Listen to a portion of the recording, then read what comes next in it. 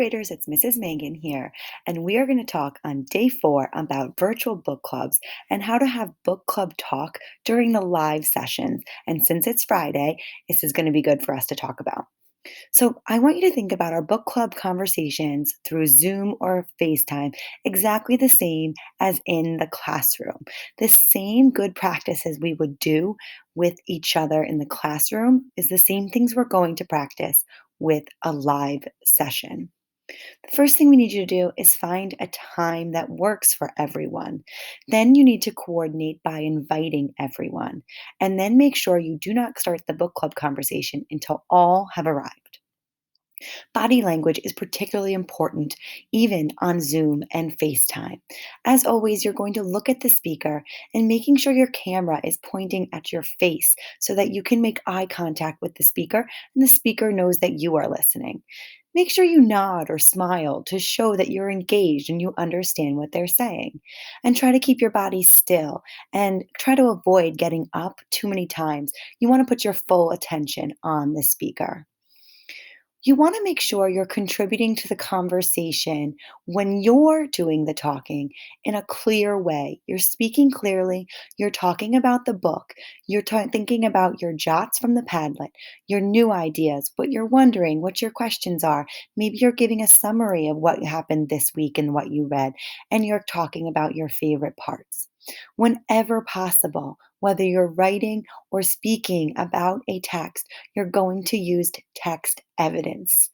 You're going to stay on topic. So I know it's exciting because you have your book groups with your very good friends, but please make sure you're dedicating this time to talking about your book. And make sure that if you are the speaker, you answer any questions your club members might have. So, what does it look like when you're listening to the speaker? You're going to listen carefully, putting your full attention on the speaker, not your dog, not your little brother, or your stuffed animal. You're going to put yourself in a place where distractions are limited so that you can really concentrate on this conversation. Don't interrupt the speaker, but do ask questions when you don't understand something. And you are absolutely allowed to agree or disagree, providing text evidence. That is the really important work that we've already talked about with book clubs. And that's what pushes the conversation forward. And of course, if you do agree, add on to the speaker's thoughts by saying things like, I can add to that by, and giving your opinions. Everyone should speak in a book club virtually and in person. Please invite all members to share their ideas. So if you notice someone is not speaking up, invite them. Say, what do you think about it? What was your favorite part? And get everyone involved. When the conversation stops, here are some things for you to think about. Talk about your favorite part. Talk about a funny part. Talk about what surprised you. Make a prediction about what's going to happen the next time you read.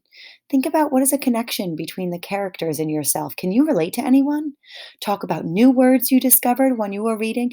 Epic is so great because you can just scroll over a word when you're not sure of it and it will tell you what it means. Do you remember any of those? Think about what other book this one reminds you of. And thinking about that, who would you recommend this book to? And so far, what star rating would you give it? Make sure when you are in a Zoom or FaceTime book club conversation, you're a good listener, you share your ideas, you include everyone, and you keep the conversation going. I am excited to hear your conversations and get some feedback from you guys about how it went. Good luck, third graders.